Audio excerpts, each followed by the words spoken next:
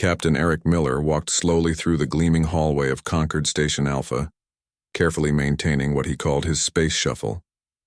He made sure to move with a slight stoop, occasionally touching the wall as if the station's artificial gravity was a burden to his human frame. A passing Zeltarian diplomat nodded sympathetically, its 4 eyes blinking in sequence. "Do you require assistance, Captain Miller? I notice you seem to be struggling with our standard gravitational setting today," the alien said, its translator converting the high-pitched whistles into English. Eric smiled weakly, exactly as he had been trained. "That's very kind, Ambassador. Vezka, just a little weary today. You know how it is for us humans in anything above 0.8 G. The lie came easily after years of practice. The station's gravity was set to 0.7 of Earth standard, what most galactic species considered normal. In reality, Eric could run a marathon under twice Earth's gravity without much trouble. But the Galactic Concord didn't know that, and humanity had worked very hard to keep it that way. The Zeltarian made a gesture of understanding with its upper limbs. "Perhaps you should request another gravity accommodation in your quarters? The medical team could authorize it. I'll consider it." "Thank you for your concern," Eric replied, maintaining his act until the alien was out of sight. Only then did he straighten his back and walk normally to the secure communication room, reserved for Earth's diplomatic corps. Inside, Ambassador Lisa Woods was waiting, her normally pleasant face tight with concern. Unlike in the public areas, here she stood tall, her full 5'10" frame no longer artificially hunched to appear less imposing to the galactic community. "Status report?" Eric asked, engaging the room's security protocols. The walls hummed as soundproofing and signal jamming technology activated. "The Vraxians have moved their fleet to the Rigel sector," Lisa said, projecting a star map onto the table. "They claim it's a training exercise, but our intelligence suggests otherwise." Eric studied the map. The Vraxian Empire controlled 32 star systems on the galactic rim. They were a relatively new member of the Concord, having joined only 40 years ago. Unlike most spacefaring species who evolved on gentle worlds with moderate gravity and mild climates, the Vraxians came from a moderately harsh environment. Not a true death world like Earth, but enough to make them more aggressive than most. Their ship movements don't match any known exercise patterns, Eric noted, zooming in on a cluster of red dots. "They're positioning for something big." Lisa nodded. "United Earth Alliance Command thinks so too. They've quietly moved the Aegis fleet to standby status." The Aegis fleet, humanity's true military force, remained hidden from the galactic community. The ships registered with the Concord were merely diplomatic vessels with token defensive capabilities. The real fleet, with its devastating weapons and nearly indestructible hulls, stayed concealed in the shadows of Earth's solar system. "Any word from Lieutenant Clark's team?" Eric asked. "They're maintaining their position on Concord Station's security detail, still pretending to need breathing assistance in the oxygen-rich environment." Lisa made air quotes around the words. The station's atmosphere was actually thinner than Earth's. Humans could breathe it effortlessly for days without issue. Eric sighed and rubbed his temples. 28 years. That's how long humans had been maintaining this elaborate charade. Since first contact with the Galactic Concord, Earth's leaders had made a crucial decision. Humanity would hide its true nature. Earth was classified as a Class 12 death world, the most extreme category in the Concord's planetary database. Humans had evolved under crushing gravity, toxic atmospheric mixtures, extreme temperature variations, and high radiation levels compared to most intelligent life in the galaxy. What resulted was a species with incredible endurance, natural resilience, and healing abilities that would seem miraculous to other species. The first xenobiologists to study human physiology had reacted with alarm. Humanity's natural abilities could cause panic among the more fragile species that dominated galactic politics. So Earth chose deception, pretending to need technological assistance to survive in normal environments, acting weaker and less resilient than they truly were.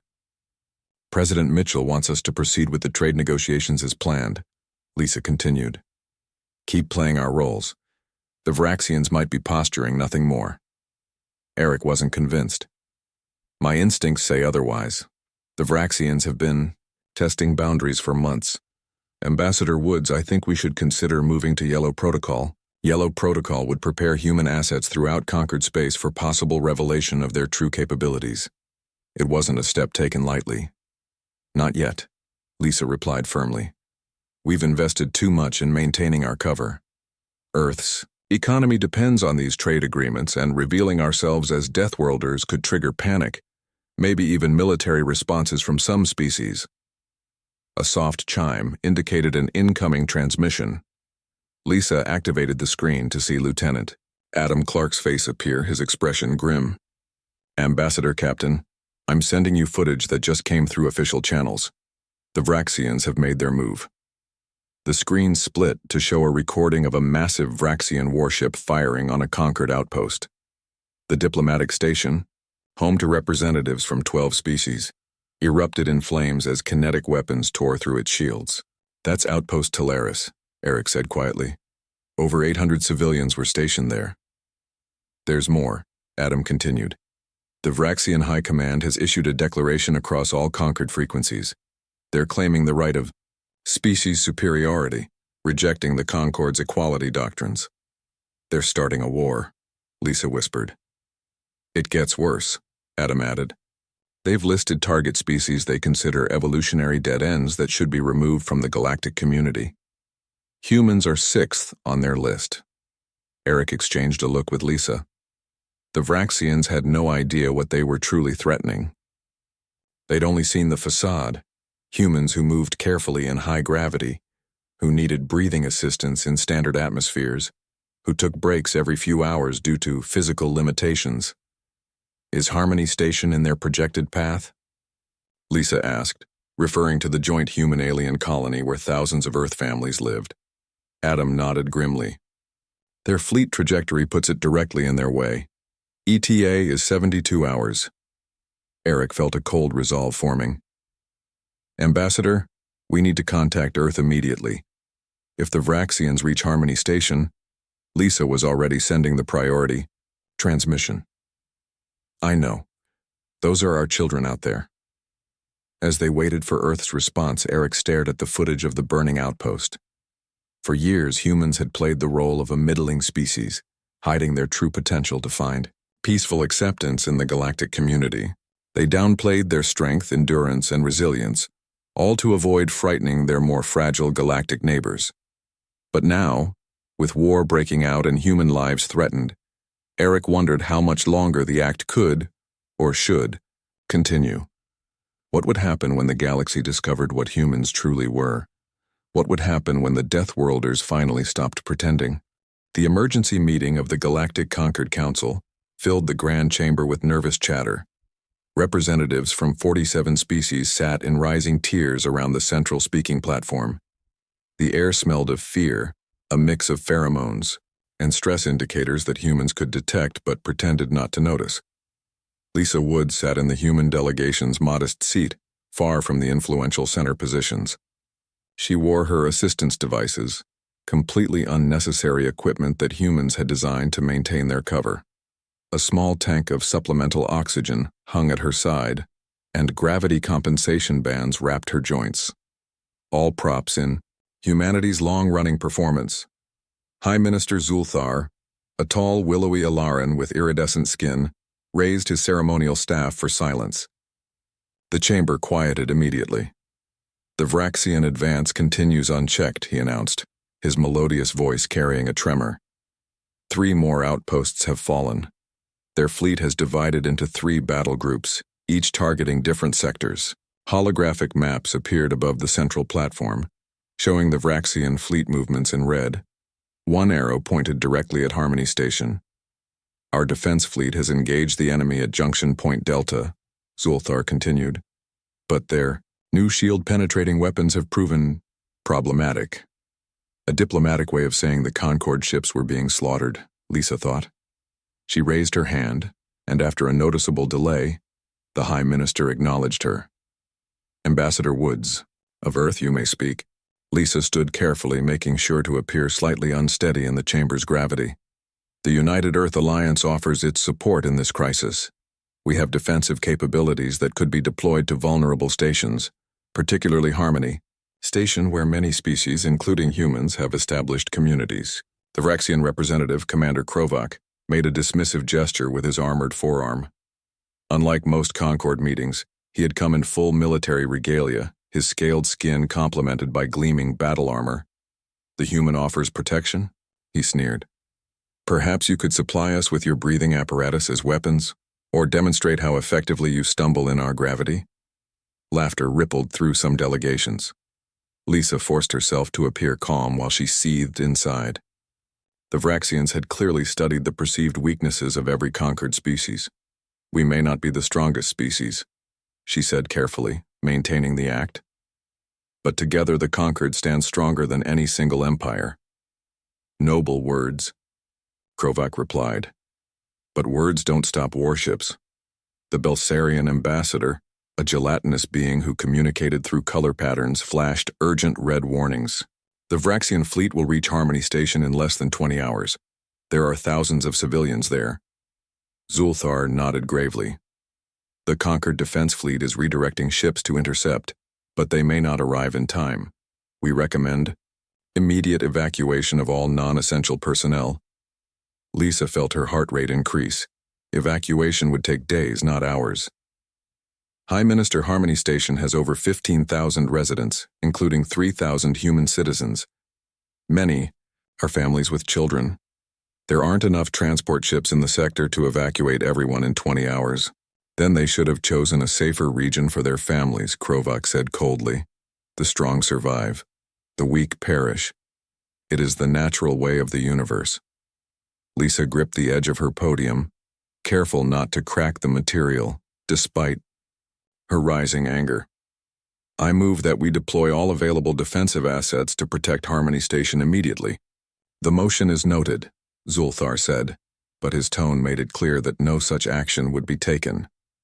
However, our primary defensive assets are currently engaged at Junction Point Delta, protecting our core worlds. Translation: the conquered would sacrifice peripheral stations like Harmony to protect their homeworlds. Lisa wasn't surprised. She had spent years in these chambers watching how decisions were made. The strong protected themselves first. As the meeting continued with pointless debate, Lisa discreetly activated her secure communicator, sending an encrypted message to Captain Miller. Concord will not defend Harmony. Prepare contingency, the A. Response came moments later. Understood. Eagle Eye activated. Eagle Eye was their orbital surveillance system. At least they would have real-time information about the attack when it came. After the council meeting, Lisa hurried to the secure communication room, shedding her facade of weakness once the doors closed behind her. Eric Miller was already there, his face grim as he studied a tactical display. President Mitchell has authorized Yellow Protocol, he said without preamble. All human ships are quietly moving to strategic positions. The Aegis fleet is on standby. But they won't reach Harmony Station in time, Lisa finished his thought. Eric nodded. Not without revealing capabilities we've kept hidden for nearly 3 decades. Lisa stared at the display showing Harmony Station's elegant ring structure. It housed a thriving community of humans and aliens, a symbol of cooperative living. Her sister had moved there 5 years ago with her family. Lisa's niece, Olivia, had just turned 7. How many humans are stationed near Harmony? She asked. We have 34 diplomatic security personnel on the station itself. The EAS Meridian is 17 hours away at standard speed. Eric's emphasis made it clear the ship could travel much faster if it didn't need to maintain the pretense of human technological limitations. Lisa's communicator chimed with an incoming transmission from Earth. President Heather Mitchell's face appeared on the screen, her expression composed but determined. Ambassador Woods, Captain Miller. I've reviewed your reports and the Concorde's response. I understand the Vraxians will reach Harmony Station before any official help can arrive. Yes, Madam President, Lisa confirmed. The Concorde has effectively abandoned them. President Mitchell's jaw tightened. I've just spoken with the Joint Chiefs. We have a decision to make. We can maintain our cover and lose thousands of lives, or we can act. The diplomatic consequences would be severe, Eric noted, though his tone suggested he had already made his choice. I'm aware, the president replied, but I will not sacrifice our people to maintain a lie, no matter how strategic that lie has been. She looked directly at Lisa. Ambassador, your sister and her family are on Harmony Station. If it were just a matter of policy, this would be an impossible choice, but it's not. This is about who we are. Lisa felt a weight lift from her shoulders. For years, she had played the meek diplomat, hiding her true strength, constantly restraining herself. The prospect of finally acting openly was both terrifying and liberating. What are your orders, Madam President? Eric asked. Captain Miller, you will coordinate with Lieutenant Clark. Ambassador Woods, you will remain in the Concord Council to manage the diplomatic fallout. President Mitchell's voice became steel. As of this moment, Yellow Protocol is upgraded to Red. Selective revelation is authorized. Lisa caught her breath. Red Protocol had existed only in theory, the scenario where humans would strategically reveal their true capabilities. And Harmony Station? Lisa asked. I've already contacted the captain of the EAS Meridian. They're dropping the pretense and moving at full speed. They'll reach Harmony Station before the Vraxians. The president's eyes were hard. The Vraxians are about to learn what happens when they threaten human children. As the transmission ended, Lisa and Eric exchanged looks. After decades of hiding, humans were about to show their true nature to the galaxy. Not all at once, but enough to protect their own. I should return to the council chamber, Lisa said. They'll be discussing evacuation procedures. Eric nodded. I'll coordinate our assets. If we're lucky, the Meridian will handle this quietly. But both knew luck was rarely on their side. As Lisa headed back to maintain her diplomatic facade one more time, alarms began blaring throughout the station. Emergency channels lit up with urgent transmissions. The Vraxians had changed course. They would reach Harmony Station in 9 hours, not 20. The breaking point had arrived sooner than anyone expected. Lieutenant Adam Clark stood at his post in Concord Station Alpha's security hub, watching the emergency broadcasts with growing tension. 6 screens showed different angles of the approaching Vraxian fleet. Another displayed the panicked evacuation attempts at Harmony Station. The remaining screens tracked the movements of Concord defense ships. Too few, too slow, and too far away. His earpiece buzzed with a secure transmission. Lieutenant Clark, this is Captain Miller. Red Protocol is active. I repeat, Red Protocol is active. Adam felt a surge of both relief and apprehension. After 7 years of constant restraint, the order to stop pretending was both welcome and unsettling. Understood, sir. What are my parameters? Selective revelation only. Protect Concord assets and personnel as needed. Your team has full discretion, based on threat assessment. Adam glanced at the 4 other humans on his security team, positioned at different points around the security hub. They had all heard the same message. All had the same subtle shift in posture.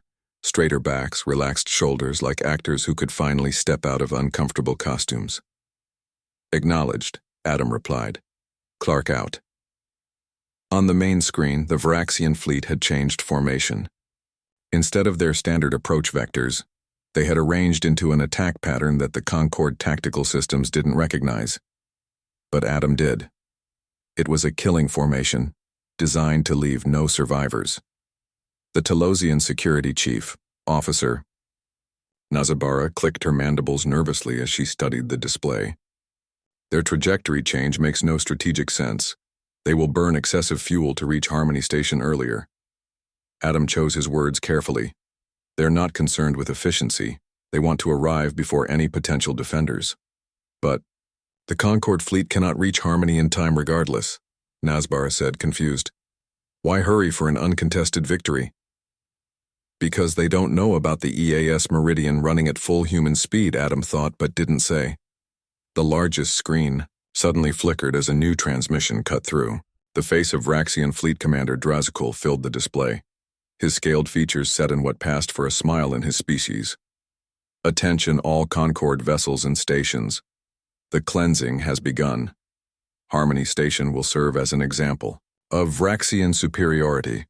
All transmission from the station will remain open so the galaxy can witness the price of weakness. The security hub fell silent. Even for the Vraxians, this was unexpectedly brutal. Not just attacking, but broadcasting. The slaughter as propaganda. They cannot be serious, Nazbara whispered. There are children on that station. Adam checked the time display. The EAS meridian was still 4 hours from Harmony Station. The Vraxians would arrive in 3. He needed to buy time. Chief Nazbara, I need access to the military communication channels. The Telosian looked uncertain.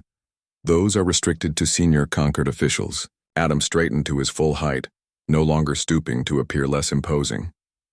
This is an emergency situation. Override protocols are in effect. Nazbara stared at him, noticing for the first time that the human stood several inches taller than she had ever seen him. Lieutenant Clark, are you feeling well? Your posture seems different. I'm fine. The channel, please. Something in his tone made her comply without further question. Adam connected to the secure frequency and sent a direct message to the approaching Vraxian fleet. Vraxian Command. This is Lieutenant Adam Clark, Earth Diplomatic Security. Harmony Station is under human protection. Any hostile action will be met with appropriate response. The reply came quickly, Commander Drazkul's voice filled with amusement. The humans offer protection? Perhaps you will throw your breathing tanks at us, little Deathworlder? Adam kept his voice steady. We simply want to avoid unnecessary conflict. Harmony Station poses no threat to the Vraxian Empire. All lesser species are threats by their mere existence, Drazkul responded. But we will make you an offer. Your species may evacuate before we arrive, the humans alone. Consider it professional courtesy from one warrior race to another, however inferior you may be. Adam's hand tightened on the console edge, the metal subtly bending under his grip. That offer is declined. All residents of Harmony Station are under our protection. Laughter came through the speaker. Then you will all die together. Vraxian out. The connection cut. Nazbara and the other alien security officers stared at Adam in confusion. Lieutenant, what are you doing? Nazbara asked. Making threats we cannot back? The Concord fleet cannot reach Harmony Station in time, and Earth has no significant military presence in this sector. Adam met her four-eyed gaze steadily. There are some things about humans that the Concord doesn't know, Chief Nazbara. Before she could respond, new alarms blared. On the main screen, a ship had appeared near Harmony Station, a ship that hadn't been there moments before. Identify that vessel, Nazbara ordered. The computer responded. Earth Alliance Ship Meridian, Diplomatic Class. The Telosian's mandibles clicked rapidly in confusion. That's impossible. The Meridian was reported at least 17 hours from Harmony Station. Adam smiled slightly. As I said, there are some things about humans you don't know. Across the station, in the Concord Council emergency chamber, Lisa Woods watched the same scene unfold on the council displays. The appearance of the Meridian had caused an uproar among the representatives. How did a human vessel reach Harmony Station so quickly? Demanded the Zintaran delegate. Their engines are not capable of such speeds. Lisa stood, removing her breathing assistance device and straightening to her full height. The chamber fell silent as she walked toward the central platform, without any sign of the struggle she had always shown in the station's gravity. The Vraxian threat has forced us to reveal certain truths, she said, her voice carrying easily, without amplification. Humanity has maintained a necessary deception since joining the Concord. We are not what we have pretended to be. High Minister Zulthar stared at her, his iridescent skin paling. What is the meaning of this, Ambassador Woods?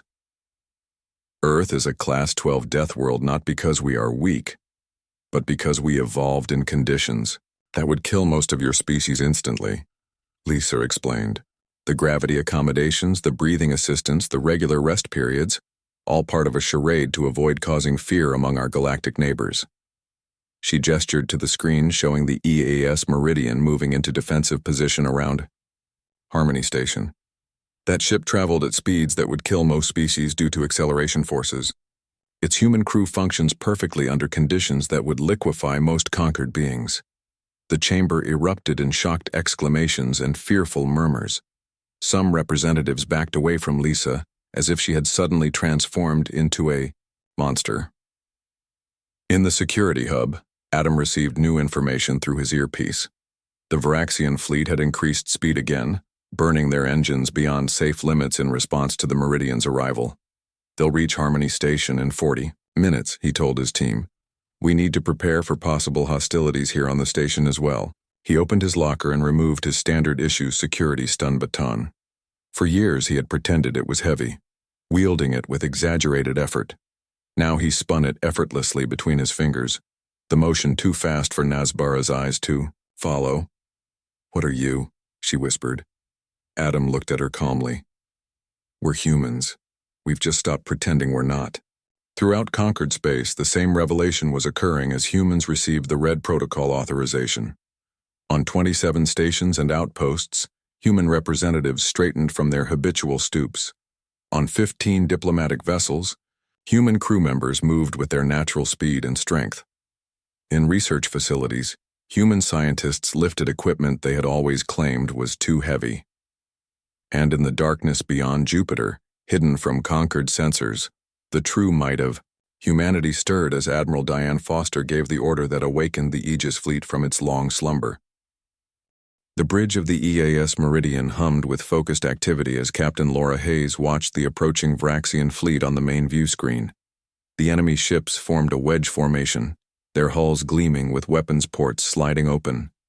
"They're charging weapons, Captain," reported Communications Officer Steve Martinez, no longer pretending to need the breathing assistance that had been part of their cover for so long. Laura nodded, feeling the freedom of no longer needing to fake weakness. "Shield status? Human-grade shields at full power," replied Defense Officer Allison Wright. "They don't know what they're flying into." For years, the Meridian had operated with deliberately weakened systems when in view of alien species. Its true capabilities had remained hidden behind false panels and artificial limitations. Now, with Red Protocol active, the ship's actual defensive and offensive systems had been brought online. "Open a channel to the Varaxian lead ship," Laura ordered. The face of Commander Drazkul appeared on screen. His scaled features, arranged in what humans had learned, was an expression of contempt for his species. "The little Earth ship wishes to surrender?" he asked mockingly. Laura stood tall, her posture straight and confident. "This is Captain Laura Hayes of the Earth Alliance ship Meridian. You will not approach Harmony Station. This is your only warning." Drazkul's inner eyelids flickered with amusement. "One diplomatic vessel against a battle fleet? Your species is more delusional than we thought. You've never actually faced humans operating at full capacity," Laura replied calmly. "You might want to reconsider." The Varaxian commander hissed with laughter. "Your Deathworld reputation is exaggerated. Our sensors show your ship has minimal weapons and standard shields. You cannot stop us." Laura smiled slightly. "Your sensors are reading what we've always wanted you to read." She nodded to Steve, who cut the transmission. "Battle stations. Reveal true weapon systems. Prepare to engage." Across the ship, hidden panels slid away to expose the Meridian's actual armament. The vessel's energy signature changed as power flowed into systems that had remained dormant for years. On the Varaxian command ship, a junior officer stared at his readouts in confusion. "Commander, the human vessel is changing. Energy readings are spiking beyond anything in our database." Drazkul moved to the sensor station, his confidence faltering for the first time. "Impossible. Their technology is inferior to ours. Sir, they're powering weapons we've never seen before. Shield strength has increased by a factor of 10. No, 20. It's still climbing." Before the commander could respond, the Meridian fired. A focused beam of energy sliced through space, precisely striking the weapons array of the lead Varaxian ship. The attack disabled their main cannon without destroying the vessel. "A warning shot," Laura announced over an open channel. "The next will not be so gentle." Withdraw your fleet. In the conquered council chamber, the assembled representatives watched the confrontation with stunned silence. The tactical display showed what should have been impossible: a single Earthship facing down a Vraxian battle fleet. Lisa Wood stood calmly in the center of the chamber, no longer pretending to struggle with the gravity or atmosphere. What you're witnessing is humanity's true technological capability.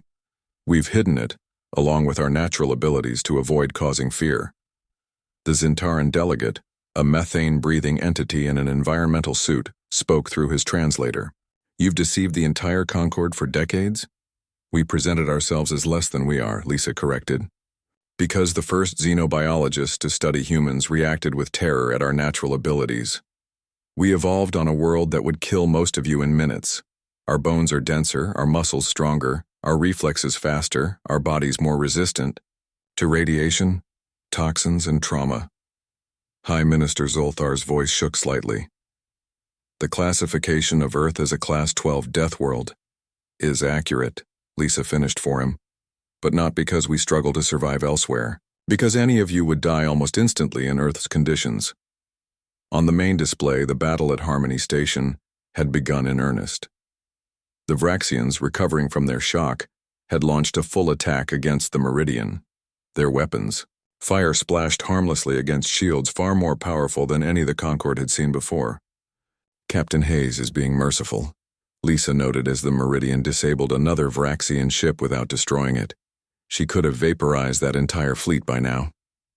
Back at Harmony Station, Laura Hayes watched as her tactical officer, Miguel Rivera, systematically targeted the weapon systems of each Vraxian vessel.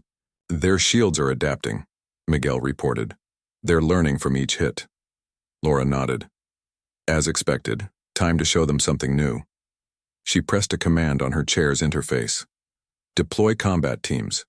From the underside of the Meridian, 6 small craft launched, each carrying 4 human soldiers in advanced combat suits.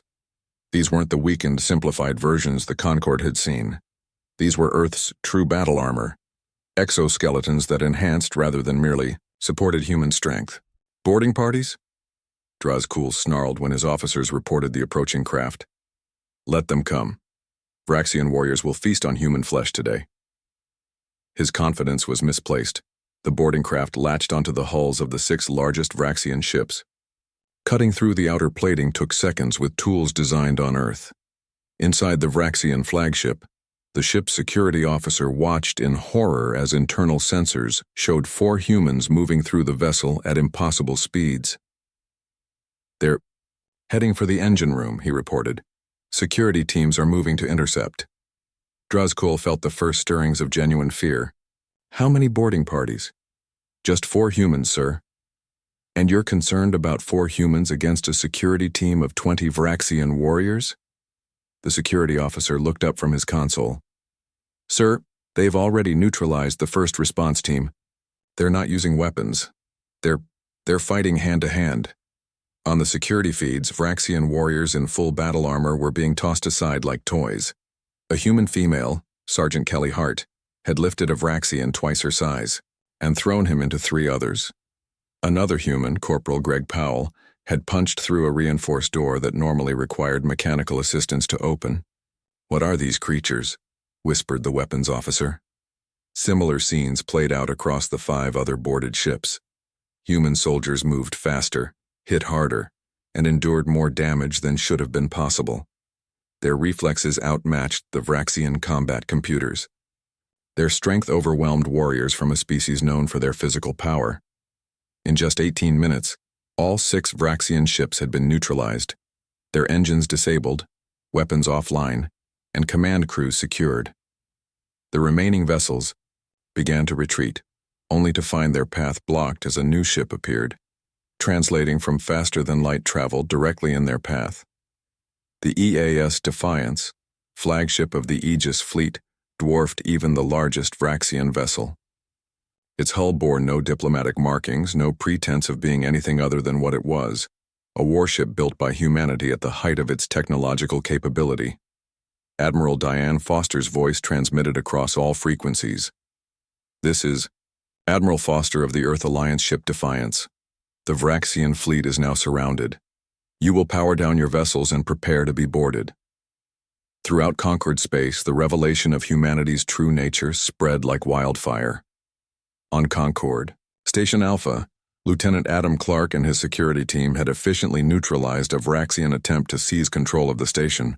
The aliens who had always seen humans as weak assistants now watched in awe as Adam lifted a 500-pound security barrier with one hand to free trapped civilians. The mask had been removed. The Deathworlders had dropped the act, and the galaxy trembled. 2 weeks after the Battle of Harmony Station, the Galactic Concord gathered for an emergency summit. The Grand Assembly Hall on New Geneva Station had been modified for the historic meeting. Gravity and atmospheric settings remained at Earth, standard, no longer adjusted to accommodate perceived human weaknesses. Captain Eric Miller stood at the entrance to the hall, watching representatives from 53 species find their seats. Many wore environmental suits or gravity compensation devices, now genuinely needed rather than used as props by humans. Some delegates glanced nervously at the human security personnel standing straight and tall along the walls. Quite a different atmosphere from our last gathering, Lisa Wood said, joining Eric at the doorway. She wore a simple Earth Alliance uniform with no pretend assistance devices. Eric nodded. They fear us now. Some do, Lisa agreed. But fear can transform into respect with the right approach. The hall quieted as President Heather Mitchell walked to the central platform. Unlike previous human representatives who had deliberately diminished their presence, she stood tall, her posture straight and confident. Representatives of the Galactic Concord, she began, her voice clear without artificial amplification. I stand before you as the leader of humanity, a species that has hidden its true nature for nearly 3 decades. Today, that deception ends. The chamber remained silent, all eyes fixed on the human leader. When we first encountered your civilization, we discovered that our natural abilities caused fear. Earth's gravity, atmosphere, radiation levels, and temperature extremes had shaped us into what you classified as Deathworlders. Rather than risk isolation or conflict, we chose to hide who we truly are. President Mitchell gestured to the displays, showing Earth's actual specifications. Many delegates flinched at the readings. Gravity 1.3 times what most species considered tolerable, oxygen levels toxic to some, radiation that would kill many within days. We pretended to struggle with your gravity. We acted as if your atmospheres taxed our lungs. We moved slowly when we could move quickly. We lifted with effort what we could lift easily. She looked around the chamber. We became less than ourselves to find acceptance among the stars. On a side screen, footage played from the Battle of Harmony Station. Human soldiers moving with blinding speed. The EAS Meridian withstanding weapon fire that should have destroyed it. The Aegis fleet emerging from hiding to end the Vraxian threat. The Vraxian attack forced our hand, President Mitchell continued. When they threatened innocent lives, including our children, we revealed our true capabilities. Not to conquer, not to dominate, but to protect. In the front row, Commander Drazkul sat under guard, his once proud posture now slumped in defeat. The Vraxian Empire had surrendered unconditionally after the Earth Alliance systematically disabled their remaining fleets without a single human casualty. Some of you now ask, what are humanity's intentions? Do we plan to use our strength to rule the conquered? President Mitchell's expression softened. The answer is no. If domination had been our goal, we would never have hidden our abilities in the first place. Eric watched the reactions across the chamber. Fear remained on many faces, but curiosity and relief showed on others. Instead, we propose a new beginning, the president said. A galactic concord truly built on mutual respect and honesty, where each species contributes according to their abilities without prejudice or fear. High Minister Zulthar rose from his seat, his iridescent skin shifting colors with emotion. President Mitchell, while your words are reassuring, the fact remains that humanity deceived the entire Concord for decades. How can we trust you now? Before President Mitchell could respond, an unexpected voice answered. The Altarian representative, from a species known for their caution and fragility, stood on delicate limbs. Perhaps, Minister Zulthar, we should ask why they felt deception was necessary. The Altarian's large eyes blinked slowly. When our xenobiologists first encountered humans, did we not react with fear and suspicion?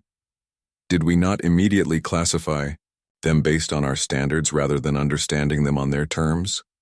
Murmurs spread through the chamber as other representatives considered this perspective. The humans could have conquered us at any time, the Altarian continued. Instead, they diminished themselves to join us peacefully. They revealed their true nature only when innocent lives were threatened. These are not the actions of conquerors. Lisa stepped forward to stand beside President Mitchell. The Altarian representative is correct. We hid our nature not to infiltrate or subvert, but to find acceptance without causing fear. Perhaps that was misguided, but our intentions were peaceful. She gestured to the humans stationed around the room. Look at what happened when the Vraxians attacked Harmony Station. We used our superior strength and technology to disable rather than destroy. Even when we dropped our act, we showed restraint. Captain Laura Hayes of the EAS Meridian, now a symbol of human capability, joined them on the platform. My ship could have vaporized the entire Vraxian fleet in seconds. Instead, we disabled their weapons and engines, minimizing casualties. The chamber fell silent again as the implications sank in.